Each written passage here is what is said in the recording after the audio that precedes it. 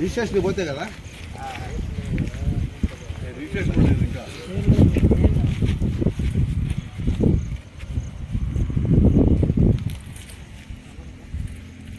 అట్టా డాక్టర్ తీరండి.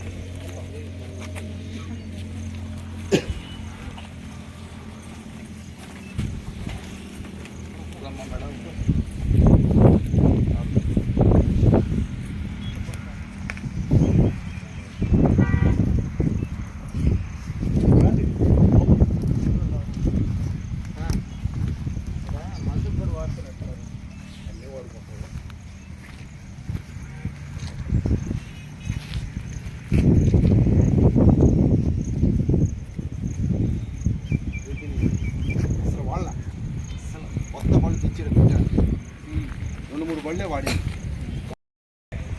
అందుకనే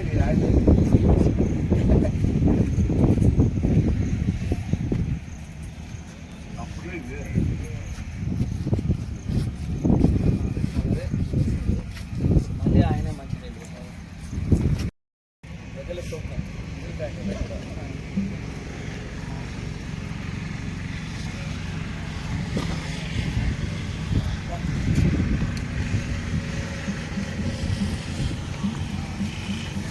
ప్రజల సొమ్ము గుర్తు తినిపోతుంటే బాధ్యత లేదు.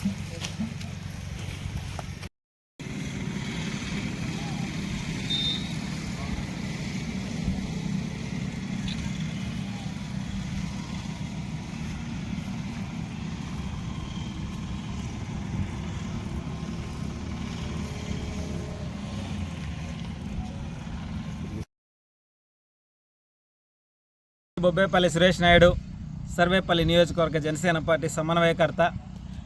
సర్వేపల్లి నియోజకవర్గానికి తలకాయ లాంటిది పొదలకూరు మండలం.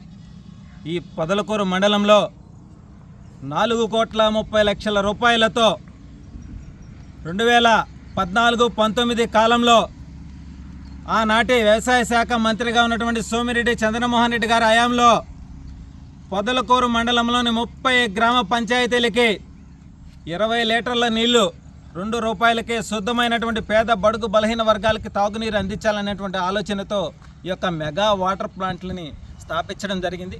దీనికి 7 ట్రాక్టర్లు, కొత్త ట్రాక్టర్లు, సీల్డ్ ట్రాక్టర్లు, 7 ట్రాక్టర్లు ట్యాంకర్లతో కలిపి ఏదైతే 30 పంచాయతీలు కూడా మినీ వాటర్ ప్లాంట్లు పెట్టి వాటికి ఈ ట్యాంకర్ల ద్వారా వాటర్ని సప్లై చేసి ప్రతి ఒక్కరూ కూడా ఒక కార్డుతో ఆ గ్రామాలలో 2 రూపాయలకే తాగునీరు, స్వచ్ఛమైన తాగునీరు అందించాలని ఒక మంచి ఆలోచనతో ఈ తాగునీరు అందించే ప్లాంట్ని స్థాపించడం జరిగింది.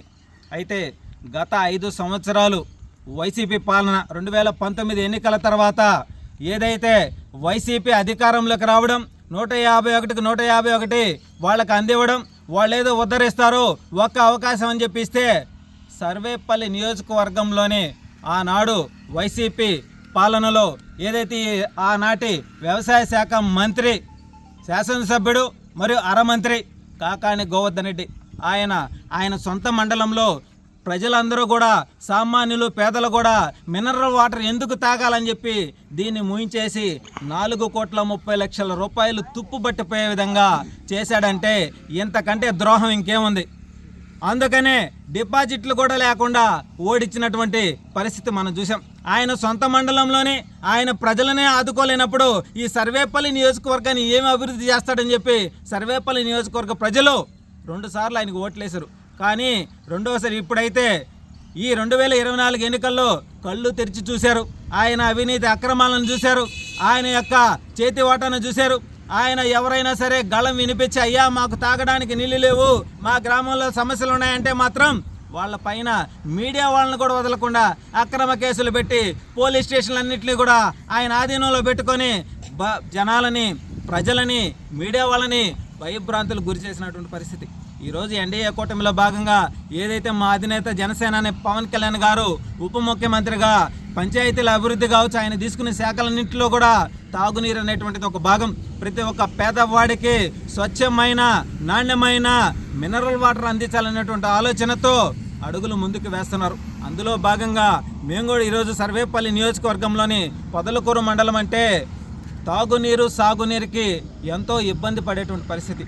ఆ క్రమంలో ఏదైతే గతంలో కూడా సోమిరెడ్డి చంద్రమోహన్ రెడ్డి గారు తాగునీరు సాగునీరు కోసం పొదలకూరు మండలం మీద దృష్టి పెట్టారు కాబట్టి ఇప్పుడు కూడా ఎన్డీఏ కూటమిలో భాగంగా ఇటీవల ఆయన కూడా తాగునీరు అందించేదానికి ఈ ప్లాంట్కి సంబంధించి ఎంత ఖర్చు అవుతుంది ఎస్టిమేషన్ వేయించి మళ్ళీ ప్రతి ఒక్క కుటుంబానికి కూడా ₹2 తాగునీరు అందిస్తామని చెప్పి ఆలోచన చేయడం చాలా గొప్ప విషయం.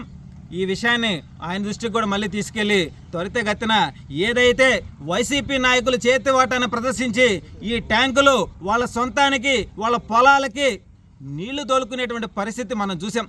తాగడానికి గుక్కుడు మంచినీళ్ళు ఇవ్వలేని పరిస్థితుల్లో ఏదైతే ఈ రాష్ట్రాన్ని సర్వనాశనం చేసినటువంటి వైసీపీ నాయకులు కావచ్చు, అదేవిధంగా ఆనాటి శాసనసభ్యులు వ్యవసాయ మంత్రి గోవర్ధన్ రెడ్డి, మరి ఆయన చూస్తే ఆయన సొంత మండలంలోని ఎంత దుస్థితిలో ఉందంటే మరి ఏం అభివృద్ధి చేశాడయా 5 సంవత్సరాల పాటు? కనీసం మీడియా ముందుకు కూడా వచ్చి మాట్లాడే అర్హత లేనటువంటి వ్యక్తి ఎవరైనా ఉండారా ఈ రాష్ట్రంలో అంటే మాజీ మంత్రి, మాజీ శాసనసభ్యులు కాకాని గోవర్ధన్ రెడ్డి మాత్రమే.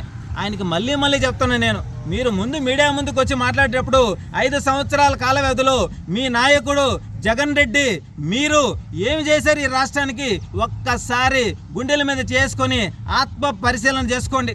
కోట్ల రూపాయలు అవినీతి అక్రమాలు చేసి దందాలు చేసి కేసులు పెట్టి పరదాలు కట్టుకుని ప్రజల్లో తిరిగినటువంటి మీ నాయకుడు కావచ్చు, పోలీసులను అడ్డం పెట్టుకుని తిరిగినటువంటి మీరు కావచ్చు, మీరు ఈ ఎన్డీఏ కూటమిలో భాగంగా ఎవరిని కూడా మీడియా ముందుకు వచ్చి విమర్శించే అర్హత మీకు లేదు. ఈ సర్వేపల్లి నియోజకవర్గంలో మాట్లాడే స్థాయి కూడా మీకు లేదని చెప్పి మేము స్పష్టంగా తెలియజేస్తూ సెలవు తీసుకున్నాం. అదేవిధంగా పొదలకూరు మండల ప్రజలందరికీ కూడా నేను ఒక్క విన్నపం చేస్తున్నా. ఏదైతే ఇటీవల జరిగిన ఎన్నికల్లో సోమిరెడ్డి చంద్రమోహన్ రెడ్డి గారికి ఎన్డీఏ కూటమిలో భాగంగా మూకుమ్మడిగా అందరూ ఓట్లేశారు. రేపు స్థానిక ఎన్నికల్లో కూడా మీ సత్తాను చూపించండి. ఈ పొదలకూరు మండలంలో తాగునీరు సాగునీరు కావచ్చు, పొదలకూరు మండల అభివృద్ధి కావచ్చు, అన్ని విధాలుగా మేమంతా కలిసికట్టుగా అభివృద్ధి చేసేదానికి అడుగులు ముందుకు వేస్తామని చెప్పి మనస్ఫూర్తిగా తెలియజేస్తా ఉన్నాం.